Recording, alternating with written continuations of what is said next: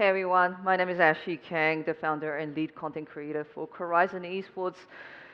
Today, I'll be your moderator as we are disjoined by four esteemed influencers around the esports. First, we'll be beginning with Madiha, captain and League of Legends female MENA team. Peeyush Kumar, founder and CEO of Crowd Control Esports. Baro Hyun, director and also the author of Demystifying Esports, of a prominent consulting firm, and Minseong Kim, the player manager of New York Excelsior, one of the 20 teams over at the Overwatch League. I would like to open the panel by painting the picture on how the recent pandemic has impacted the industry by drawing upon personal experiences.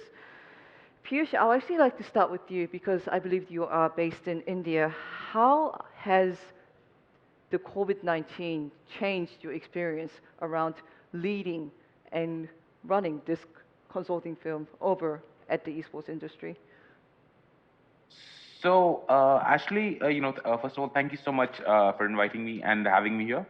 As an introductory statement, I'd like to say that COVID has actually given a big boost to esports in India, and it's been a real growth driver in terms of participants. There have been n number of startups in esports in India over the last one and a half years. There's been a lot of action and growth in terms of sponsors. Some of the non-endemic sponsors are now also, getting involved. We've seen, car brands, amongst others, getting involved with esports, which was never seen in the past. We've seen the government also, taking some action and giving some initiative around esports and the recognition of it. So there's a lot that's going on, and the pandemic has only fueled the fire to $1 billion industry. Thank you so much for that. And also, Baro, could you give us a bit more discussion on the work that you're currently doing on esports and how it has been impacted by COVID-19?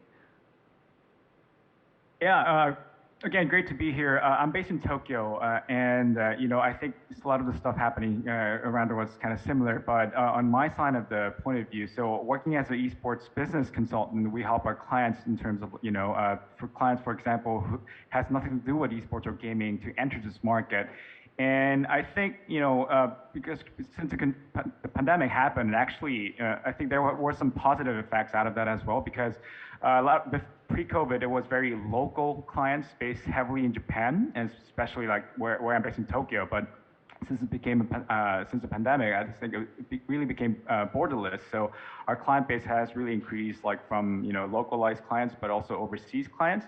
And because a lot of the activities are very online based, a lot of the events are completely online nowadays. So that which also gives our clients a way to associate relatively easily, because as you know, a lot of the event organizing, a big portion of it is offline. And I mean the venue, arranging the venue and all that, which costs them a lot, which costs a lot of resource for them a lot. So in that sense, I think online makes it a lot easier. Appreciate it. And also, Madiha, I do believe that you have a bit more personal touch to esports as you are currently a captain of League of Legends team. Can you tell me more about your work in esports and how it has been impacted by COVID-19? Sure. Thank you for having me here, first and foremost. As a player in the MENA region where esports wasn't really developed pre-COVID, I can see a change in a lot more player talent coming out, more organizations getting involved in esports.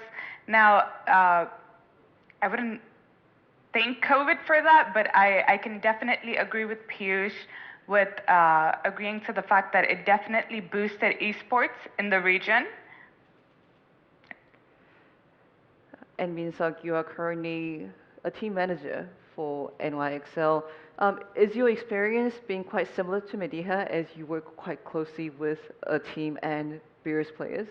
Well, pretty much yes and no, in a sense that yes, we did also enjoy a little bit of boost of viewership, but I think that for us as a team that was working with the team on the league, the biggest change that we had was that our scheduled offline events all turned into online events. Sorry. For example, our pre-COVID plans was to have an international home and away system for offline events, but due to the pandemic, we all had to change that into online events. That's why the New York Excelsior, was supposed to be based in New York, but we had to relocate in Korea because everything went online. So I guess that was one of the few difficulties that happened because of COVID.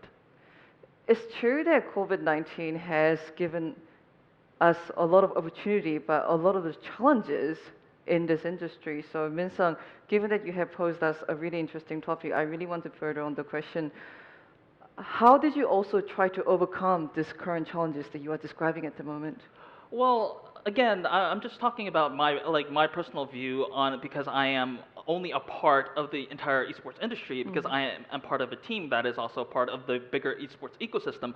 But just speaking in my behalf and the team's behalf, we had a lot of most of our difficulties came because our events became online rather than offline, because there are usually two things that kind of made this a negative impact. One being that however that good esports can be in online broadcasts, it will never produce the same value that offline events have, like the vibes and the audiences and the atmosphere it makes. That makes esports so special.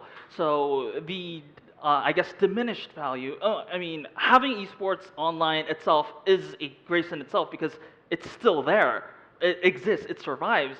But having a diminished value in the actual events made it very difficult for us to do a lot of, I guess, in terms of a lot of sponsorships and also a lot of partnerships. And also, in a more internal sense, our players and staff had a really hard time getting the motivation that we needed because offline events is a career-defining moment for them because a lot of times when professional gamers are differentiated from a lot of gamers that just are good players is that there is a crowd cheering for them, that they have a stadium that is packed with people, and then they know, not just from the fact that they are online, but they have people, thousands and even millions of people watching them. So yes, it does produce pressure sometimes, but it is what makes them special. It is what makes them a professional gamer. So not having to experience that was a big blow to us. Madiha, I would like to forward this question to you as you also work with a team. You mentioned earlier that the COVID-19 has perhaps introduced new opportunities to the MENA regions, but have you also faced similar challenges that Minseong is describing, and how did you or your organization try to overcome it? I think he basically just explained everything a player went through during these times. The sad part is that we have such limited times as an esports athlete because it's something that you sadly can't do forever. So I feel like majority of my team did feel like the experience of having live events got taken away from us. But thankfully, I feel like next year will be amazing for the MENA region, especially the female scene. Yeah. And perhaps, Baro, you can provide us a bit more insight on how you manage expectation with the sponsors, as sponsors have been approaching esports industry more during the COVID pandemic, but perhaps there is new challenges, perhaps expectations to be managed. We would love to hear more insight from you. Yeah, great question. So this might be something very local, like but in my perspective, at least in Japanese market, there has been that issue of that expectation mismatch between teams and sponsors, and a lot of that's one of the major issues here in Japan, that we don't have a really big sponsors like like in the global scene, and there are a couple of reasons for that. But one big thing is about this industry itself in Japan, although it's a big gaming market globally, it's top number 3, but in terms of esports, it's still very young, and they said it started from 2018. So like even the big corporates, they don't know what to expect out of it, and also for the teams as well. I mean, they're relatively young compared to like the global standard. So the value proposition from their side is also still, I think they're still in the figuring out stage. A lot of the teams are. So we are at the place where, you know, a lot of the times that, you know, what's really, what are the sponsors really expecting, and what are they actually getting at? And, you know, unfortunately, what happens often is that it just ends up like as a one-year contract. It doesn't continue. So as a remedy to that, we try to, and also as a consulting firm, that, you know, honestly, we have nothing to do with esports directly because we're not part of the ecosystem, but because we're outsider and we're also strong in accounting and auditing, so we try to do sort of like a third party, you know, expectation control, like try to, you know, set up some standards that, you know, this is this sort of what team should provide in terms of like quantitative, you know, or qualitative KPIs, and for sponsors, this is the kind of stuff that they should expect, and it's different.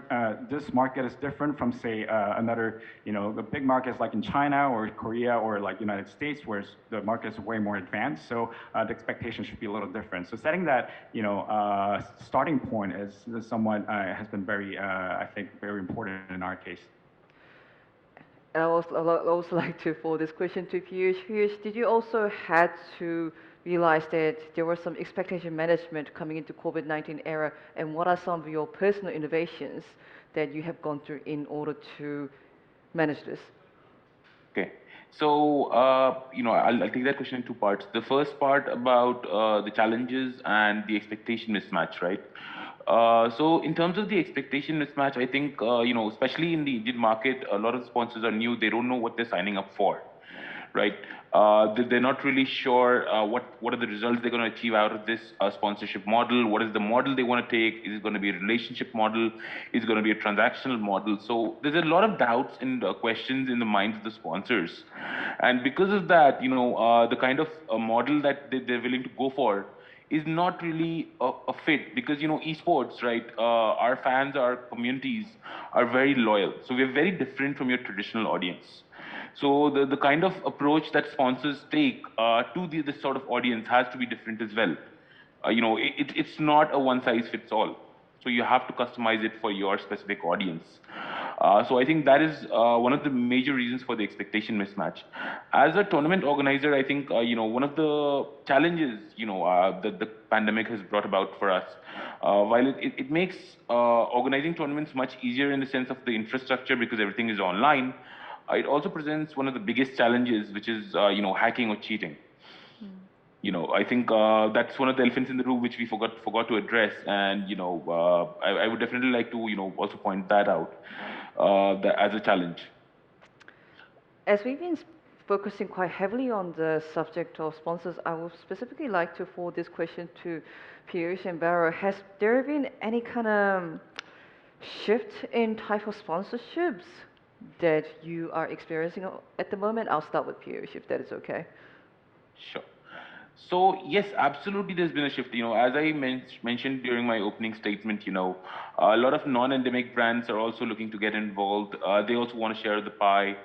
Everyone's trying to reach Gen Z, right? At the end of the day, Gen Z is the prime audience, you know, right from your shoe seller to your computer seller, right? It's as simple as that. Every person in the world wants Gen Z as their audience, because we're the ones who are shopping online. We're the ones who are doing things digitally. So if you can get a hold of us, and this is the only place you can really get a hold of us, right? I mean, none of us watch TV, mostly OTT platforms. So a lot of, you know, non-traditional brands, non-endemic brands are really trying to get in and get involved with esports. And I think this newfound opportunity is something that has not been covered in enough when we discuss esports. Baro, can you also provide your own insight in terms of this explosion of opportunity that a lot of the sponsors as well as the consulting firms have been talking about? Absolutely. So I can't agree more with what Peeyush said, but let me also add something on the, not on the, maybe on marketing or sponsorship side, but on the more on the new business opportunity side, because that's what we mainly do. So at least what happens over here in Japan is that, since the past 3 years, we've been exploded with companies, as I said, has traditionally nothing to do with esports, but either created their own team or created their own new business service line or created a new product to target this, or even like a local government. We have numbers of local governments in the countryside who has initiated esports local activity, and not only for this is and not specifically for monetization purposes, but this is also for a local community building. And also, there are a lot of social issues going on locally here, which esports happens to provide that right content to actually build a good community around with. So we've been seeing a plethora of wide variety of clients really showing interest, and I'm surprised like every day like all these clients just approaching us, and they're like, I don't know, power plant company, or like and like what do you have to do with esports, right? But actually, if you look into it, that there's a lot you can do actually, and it's really our role is to help out our clients and reinvestigate what kind of resource that they have, what kind of service line or what kind of business that they originally have, and how to align that to their objective towards the esports or the gaming market. And it's been very rewarding, I would say. And also, as I say, with the local government, it's not only about monetization. So it's been very rewarding also about the localized community building. And as you know, as everybody says, that esports is one of the few forms that at any age with diversity and inclusion can be all gathered together. So that's been very rewarding in the countryside over in Japan as well. It does sound like COVID-19 era has suddenly provided more opportunity for the esports scene. And Minseong, I would like to pose this question back to you because you have talked about some challenges that esports has faced, but the general consensus is often that sponsors seem to be more interested in the esports, and there has been an increase of viewership because of the COVID-19. Would you agree with this statement? Would you agree with that the pandemic has been somewhat positive to the esports scene? Like I said, the COVID pandemic hasn't been like 100% all negative for the esports industry. I do think that we do need to kind of divide things a little bit in a sense that what Baro just mentioned and also Peeyush did is, I think, more grassroots centric because it is dealing with more, I guess, directly with the community rather than a more organized league like the one that the Overwatch League that I am associated with.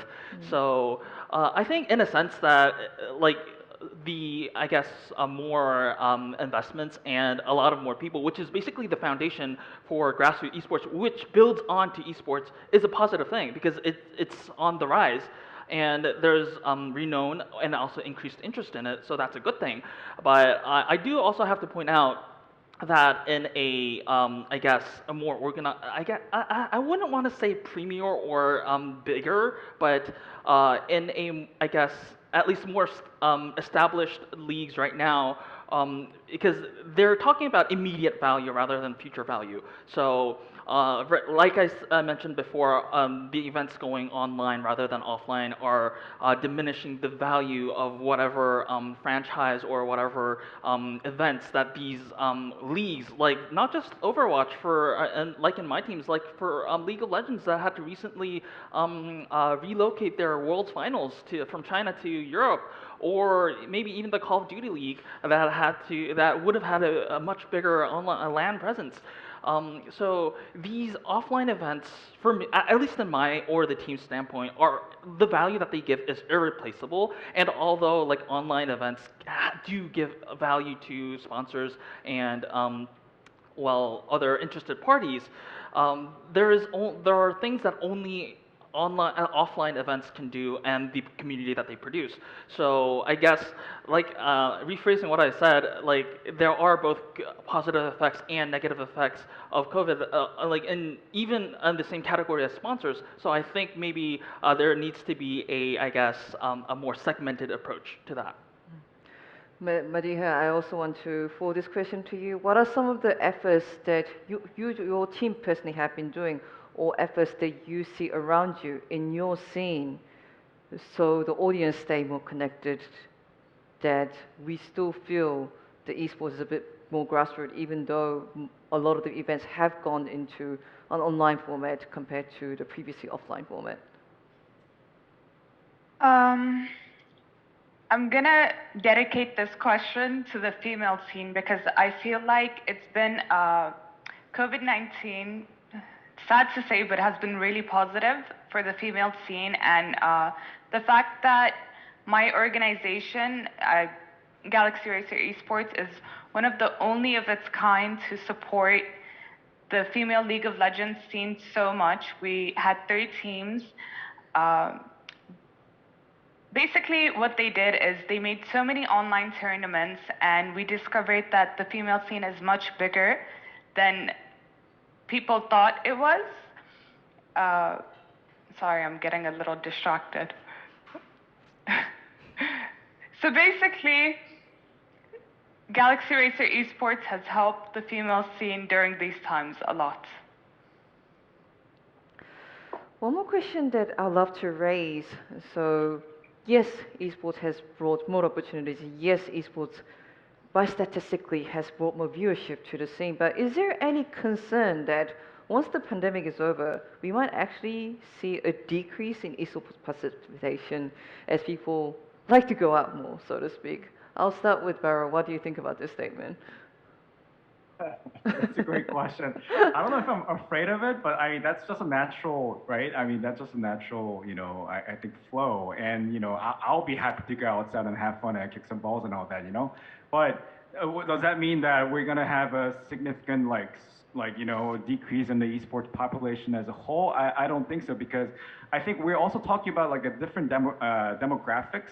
So what I realized, what I found out is that after a while, oftentimes people get fooled by that word sports and esports, but if you like deep down, they're a completely different crowd, like the sports crowd and the esports crowd. Of course, there's some overlays, but the esports crowds come from the gaming community. So yes, there may be more activities outside, but that enthusiasm that we love playing games and we love our teams and support our teams. I don't think that's going to change, but perhaps we will see some changes in the online events and the participation of those events. But yeah, but as a whole, as an industry, I don't think there's anybody losing out of that.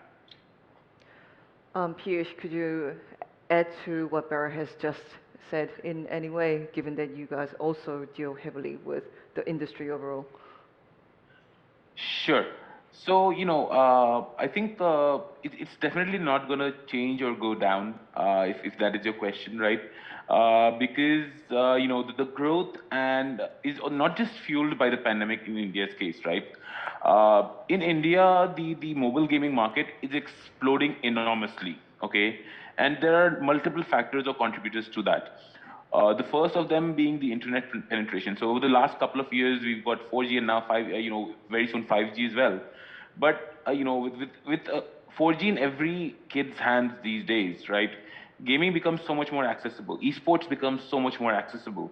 I was recently on a road trip and I saw people in a village, playing Free Fire and playing PUBG. And 3 years, 4 years ago, you couldn't have even imagined that.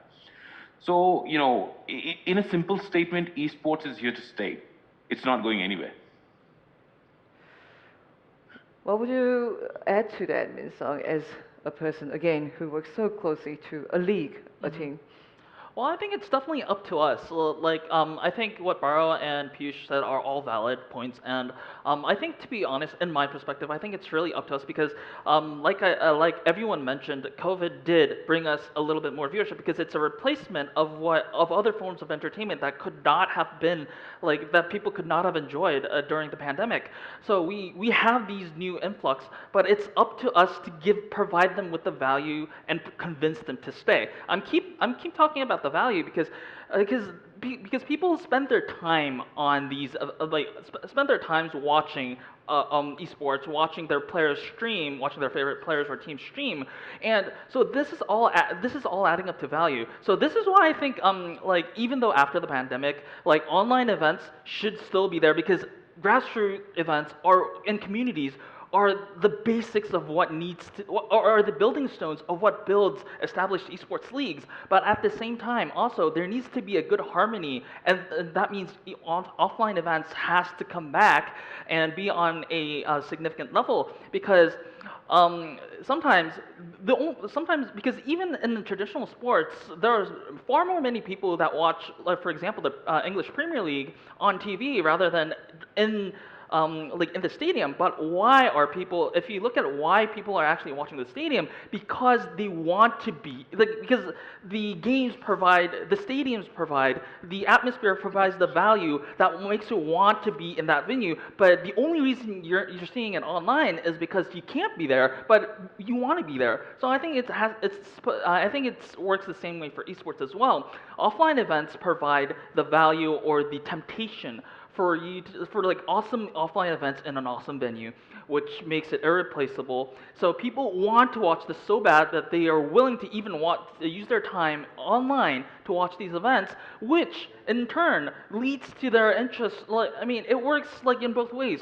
Grassroots esports generates interest in I guess, I'm sorry, I'm fumbling at words here, but established esports leagues, and also the other way. People who watch esports start playing the game because they love because they love watching the game, and also that adds up to the grassroots, which is becoming like a I guess a which helps each other. So I think it's definitely up to us to provide that value that I guess this opportunity that COVID has provided us with. That's a great insight from Minseong, and maybe I can extend the question to Madiha. Madiha, you mentioned several times how the COVID-19 situation, perhaps ironically, has been very beneficial to women esports players within the men's scene, but what are some of the things that we have to do in order for us to see this current interest into a lasting success, even after the COVID-19 era? I believe game developers have leagues for males that are official, but yet they don't have any for female. I believe the first one has just been announced for League of Legends by Riot in LCS in America, and yet other regions haven't followed those footsteps yet.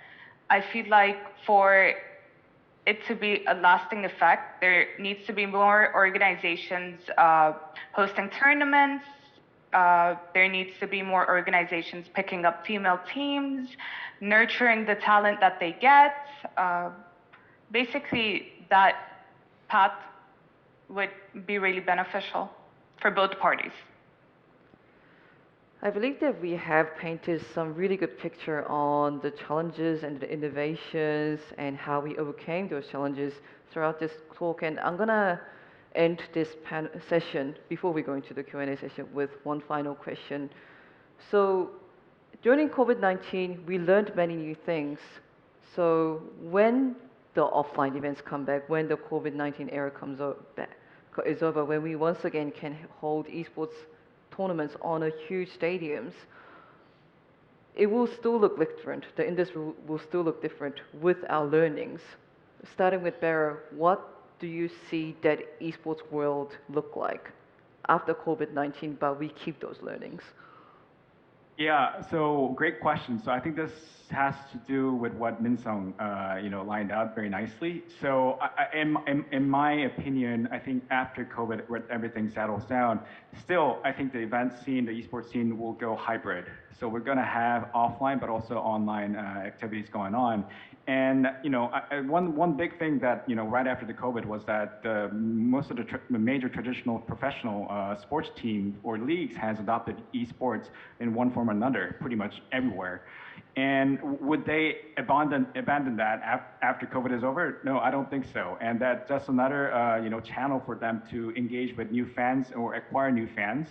And there's no reason why not to continue that. But also, as Minseong said, the offline part of it, if you are a gamer, if you're an esports fan who actually been to venue, we understand it. But, like for those outsiders who's not really involved in esports, they might think that, esports is self-complete in an online sense, but it's a completely different experience itself is. So the bottom line is that you can't really replace the offline experience no matter what.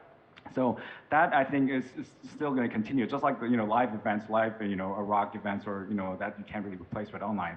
So I think it's going to be both hybrid, and that also means kind of related to what Peeyush said before. So that as an event organizer, accountability, or compliance, that sort of matter is going to be way more important as the hybrid system goes, because there are different measures that you have to be ensured before running an offline event or an online event, and and because there's a lot on stake in esports events, you want to make sure that it's everything is accountable, and there's nothing fishy going on. So there are a lot more burdens for the event organizers to deal with, which but I think in the long term it's for the better.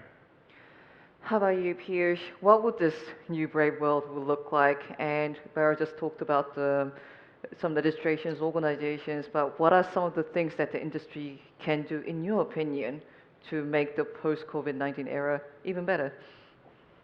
So I think, first of all, I'd like to start with absolutely agreeing with, all my three co-panelists, in the sense that the hybrid model is the way to go, right?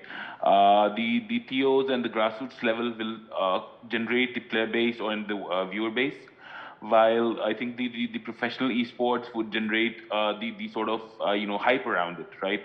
Because coming back, all comes back to this same point that esports is just like traditional sports. So when people are watching these traditional sports, the stadium, the hype, the atmosphere, the excitement, it has to be there for a player to feel professional, for them to feel what's going on around them, right? The electricity in the atmosphere. So that is one aspect of it. In terms of maintaining continuity, I think previously publishers were mostly focusing on larger events and larger organizations. I think they also now have to start supporting grassroots level events and organizations more to actually make it thriving and continued. Apart from that, I think there has to be more structure which is added even at the grassroots level, because right now the MENA region, the South Asia region, right? These are developing esports markets, right? So if they're not structured at the early phases, I think that's going to present a challenge in the later stages. So a structure definitely has to be added for it to be successful. How about you, Medina? Peeyush just mentioned the MENA region. What do you think about the importance of introduction of structure for the future of the esports scene for MENA? And is there anything else that you would like to add when we discuss the post-COVID-19 era for the MENA region? I feel like Dubai, especially the city I live in, is really great when it comes to any kind of events. And the structure that's being followed here in terms of esports, I think it's pretty much almost mimicked by other regions. It's a huge benefit for us that we have such a large audience, and we're in the stages of developing, because we can see what other regions has done already. Yeah. That sounds good. Minseong, anything to add to your previously very motivating speech? Anything that we can expect from? Well, I mean, everyone summed it really beautifully, but I do have one point that I see in the post-COVID era, which I think is worth mentioning, is because I forgot who it was, but somebody mentioned publishers, and I think like in that perspective, hybrid is actually a really, really good way to solve one of the problems that esports has been having for a long time, because a lot of the times esports is owned by publishers, like naturally. So, but one of the big issues of esports was that publishers had a very large conflict between having a large esports community and profiting from their title that is actually esports. And I think hybrid is the way that actually can do both, like two birds with a single stone, as a hybrid esport. Because number one, like I said, offline events, like the bigger events, the more established leagues and stuff like that,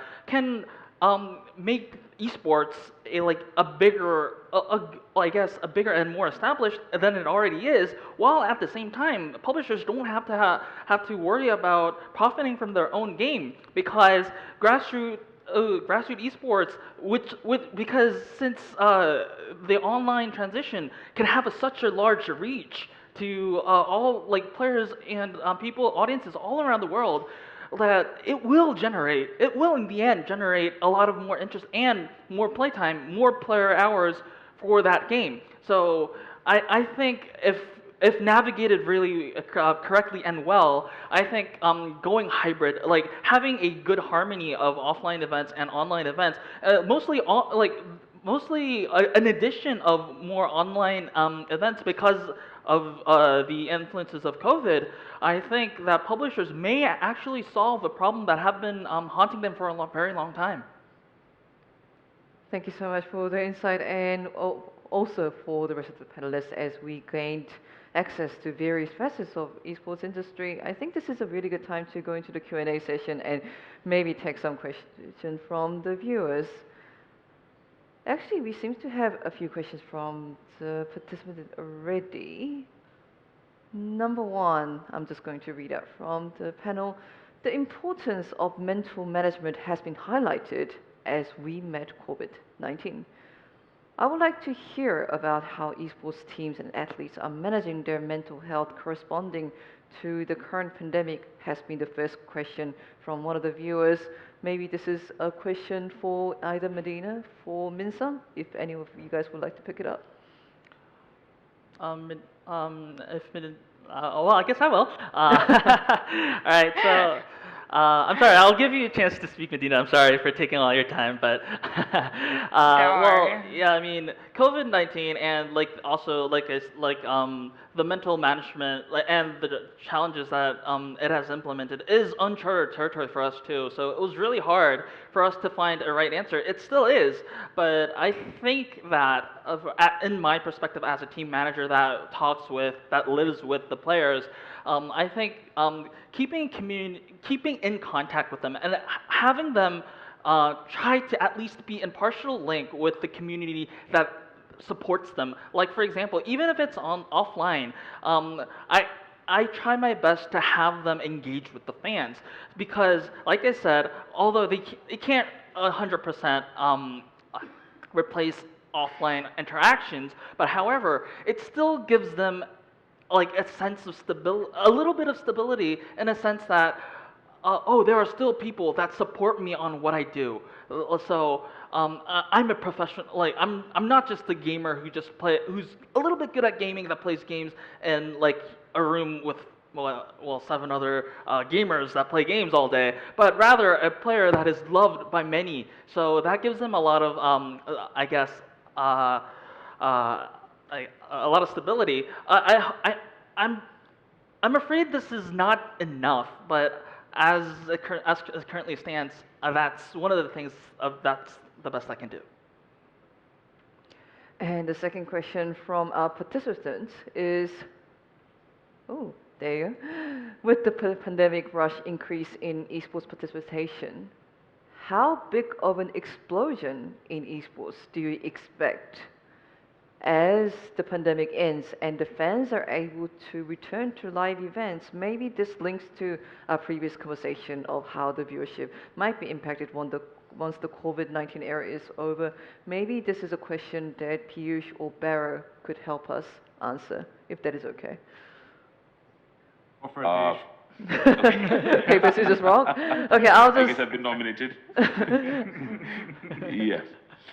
So I think in terms of the viewership, we definitely it's going to increase. I think it's about engagement. See, viewership is all about how well you engage with the audience, with the community, right? And so viewership then also is linked to your content creation, right? Especially in India, content creators are flourishing. There is so many platforms, new platforms springing up, Router, Loco, tons of apps, tons of streaming platforms for content creation and engagement.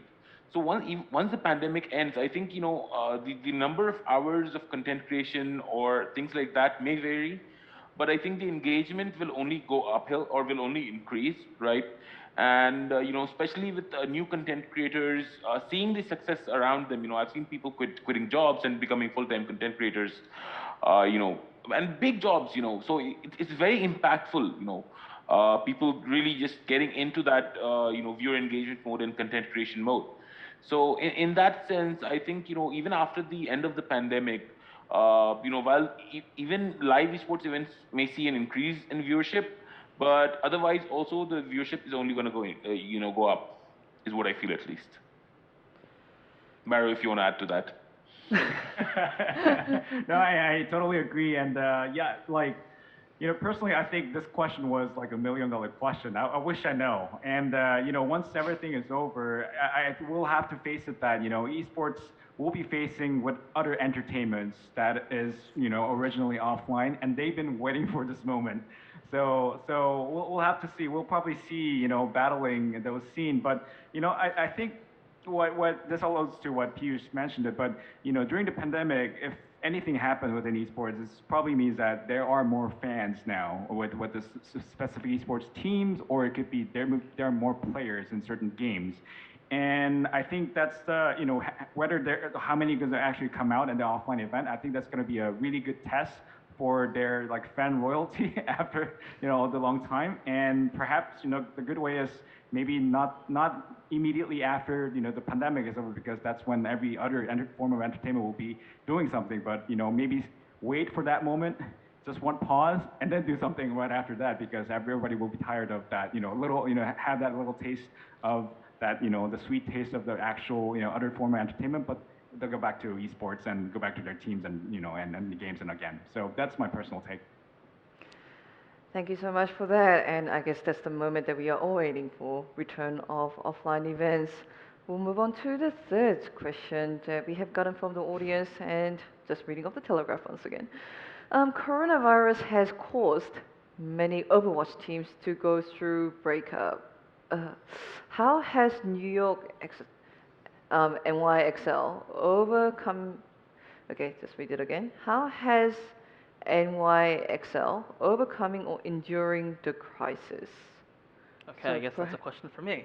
If you want to take it up. I'm sorry to take all your time, but I appreciate it. Well, again, it has been a very difficult very difficult year for us ever since last year, because again, we were planning to do a very exciting international home and away event, because we're based in New York. We could have flown to Seoul to face the Seoul Dynasty, which is a Overwatch franchise in Seoul, and all the way to Paris as well. But we ended, well, I guess I wouldn't say enduring, but one of the ways we kind of soaked up damage was we kind of thought about what we could do. And since all of our players are Korean, we thought it was the optimal decision to relocate temporarily in Korea because of many reasons, but mostly safety issues first, because we wouldn't want to complicate a lot of things by having well, a vaccination wasn't available at that time as well, so we didn't want to have unvaccinated players and staff go all the way to the States, because it would be hard for non-Americans to get well, that's vaccinations as well, and that's just one thing. So that as well, and as I think I previously mentioned, because about the mental management issue, because that was one of the key like hardships that we were going through, because everything was online instead of offline, and a lot of players were kind of lost in a sense of purpose or motivation. Like I said, I tried really hard this year to try to maintain as a lively connection to the fans as I could. I had the players stream a lot. I streamed personally, and to tell how the players are, and I kind of trying to keep build a bridge between the community and the players. To number one, for the players, once again, make them assured that they are still loved by their own community, and that they still have a reason to play this game as a professional. And also to the fans, that you are not forgotten, even though we don't see you in face-to-face and offline events. So we remember you. We do still see you. So please stick with us. So that was that was one of my main goals as a player manager this year.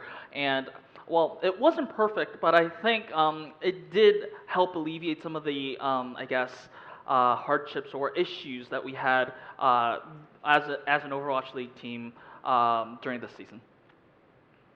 Thank you for providing so much insight on how your team, as well as the Overwatch League in general, has been coping through the COVID-19 era. And a final question from our audience, and it's a question specific towards you, Peeyush. Can you I guess I'm talk? popular. You have the charisma. Yeah. The question goes, can you talk a little bit more about the increased availability of internet services in India? Okay, this is a very Okay. fascinating question. So, I mean, I would love to know what more the person asking the question wants, but, I mean, anything specific, but yeah.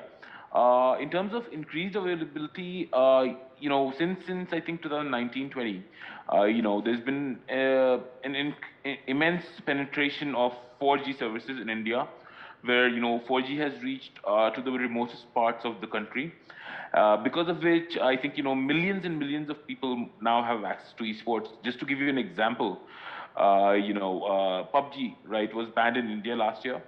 When it was relaunched, during the pre-registrations, there were 30 million plus pre-registrations for Battlegrounds Mobile India.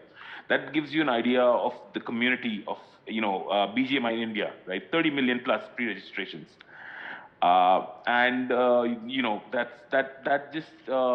That's also because of the internet penetration. So there's now more accessibility. There's a lot of more access for and opportunities for the grassroots level communities, I think, because of the increased penetration. If that's what the person asking wanted to know. Lots of numbers, lots of opportunities. Wow. While we have been talking, we actually got another question from the audience, if you guys don't mind it at all. There has been some concern about some games that have seen their popularity go down recently, I guess, during the COVID-19 era. How much of that has to do with COVID-19? What other factors are coming into play here? So maybe I'll forward this question to Baro, based on him raising his eyebrows right now. my turn now. All right. So let me see. So a great question. I don't know. So I don't know what specific game titles the question is addressing to, but my answer to that is that's just the nature of this ecosystem. By heart. I mean, games comes and go. And these we call it a digital content, but these digital content has an average lifespan about a year, if not two.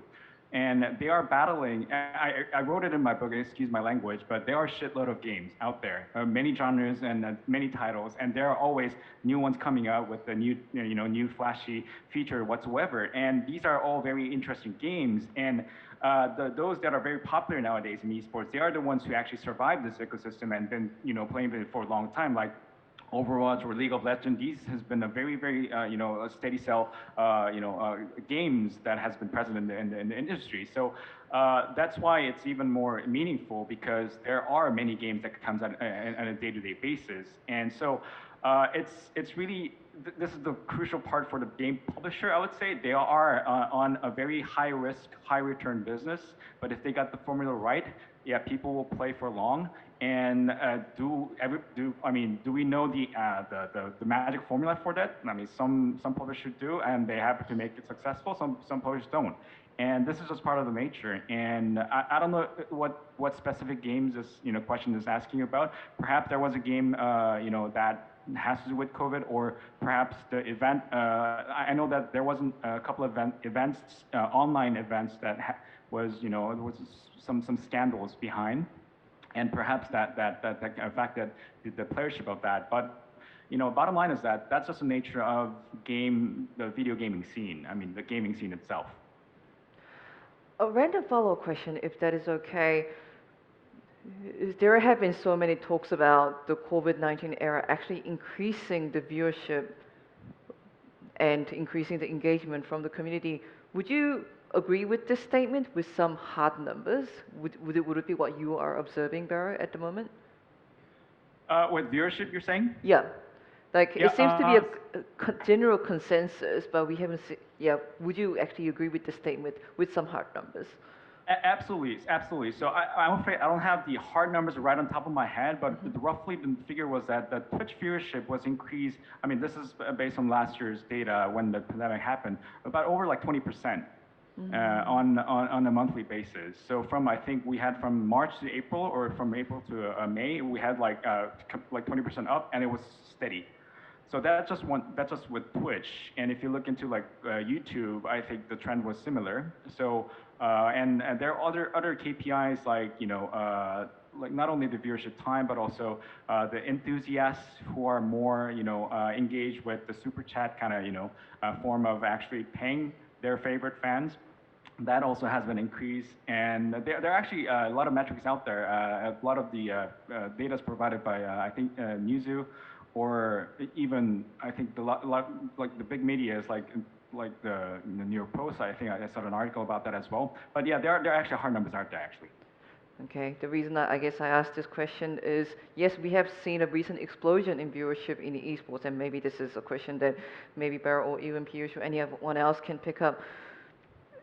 Because the esports scene has been so volatile in a good way and a bad way, we see this explosion in viewership, but is it linked to COVID-19, or has the viewers naturally become more interested in esports precisely during that time period? I'm not sure. What do you got? I wonder if anyone has a specific opinion on this. Sure. I mean, if none of the other ones want to have a go, I would love to. So I think in terms of it being linked, yes, absolutely. I think one of the first reasons I would want to associate the growth in viewership with the pandemic.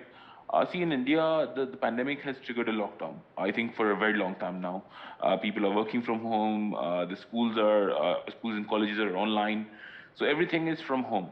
Because of which people are not stepping out, so a lot of the traditional sources of entertainment are now blocked or choked.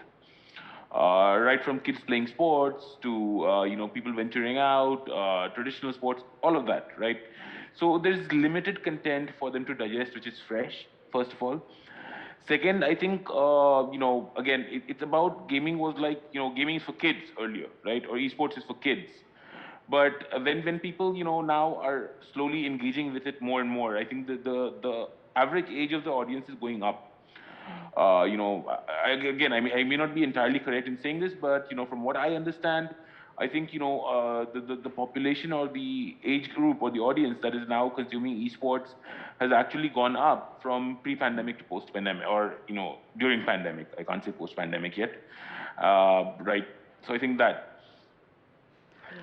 Okay, I do truly appreciate the insight from every other panelist, and I hope the viewers enjoyed our time here. I would like to go through the panelists again just one by one and ask what we can expect from you or your company in general. Baro, I believe that you are a director of a big consulting firm as well as an author of Demystifying Esports. Is there any other books that we can expect from you? Any other work? Is there something you're particularly interested in the upcoming 12 months, perhaps? Thank you for this moment. Let me think a little bit of my book. So I published my book last year, and growing up in South Korea, I happened to experience all the StarCraft scene when I was junior high, and I never knew that this was going to be this big. And the book is about basically that testimony of what happened in South Korea and why it became so big, and now it's a global phenomenon. And I targeted this book specifically for my mother-in-law, who thinks that gaming is evil because she is facing her grandchildren, my two sons, who's playing Fortnite like crazy. So I think we are facing this bipolar generation where like people who are here today who's grown up with game and very dearish about gaming, but but on the other hand, like my parents' generation, who pretty much didn't have much gaming experience. And I think globally, that's what I've been seeing, is that there's this general negative connotation towards gaming in general, which has been very, very difficult from a business perspective as well. So I hope that my book kind of gives the opportunity for them to. They may not play any games, but they may read the book and also learn about that this is not an overnight phenomenon. There is a reason why people are excited about this, and we are doing this today, and we are here today all around the world. So that's about my book. At my firm, so we are doing a lot of esports work, of course, but also we help. It's not only about esports. We also help about a lot of digital content business with a lot of IPs. So gaming companies or anime, manga, which is a very strong suit in Japan. So how these IPs are being used in other different media, other different form. So if you God, it sounds like an advertisement. Really. Have any interest? Japan is a big market. I know, India is an even bigger market. But if anybody is interested in the Japanese market, feel free to reach me out. And thanks for having me today. By the way, lastly, for someone who was born in Busan, I just want to say, 할머니 좋았어요. Just to say my grandma. Okay, thank you. Thanks for having me. You should definitely say to your grandmother. Peeyush, you gave us so many new insights to India, previously undiscovered, let's say, horizon for esports. Anything, final words that you want to add, especially in the context of esports growing explosively in India? Sure. So, I think I'm still overcoming Baro's promotions, but yeah, trying to develop a pitch like him. But yeah, I think crowd control esports, is basically a little baby that I've come by, that has grown up over the last one and a half years. It's been a dream for me for over 15 years now. And I could definitely relate to a lot of things Baro said, but in conclusion, I would just like to say that our aim or our dream is to basically build a self-sustaining ecosystem for esports in India. And the vision is we basically create communities, content, and events. That's CCE for you, crowd control esports. So 3 pillars: communities, content, and events. If you want to engage with us, feel free to do so. We represent the Indian market. And Madiha, you have given us so many hopeful notes about women in esports and how it has been given you opportunities given the recent crisis, pandemic, COVID-19. What can we expect from you, your team, or women in esports in MENA in months to come? We have 2 major tournaments coming up next month, and I believe maybe next year. Galaxy Racer is the partner of that event as well, so that's something big to look forward to. Nothing as cool as Baro being an author of a book, but I do hope to write a book one day about addiction of gaming addictions. So you can look out for that too.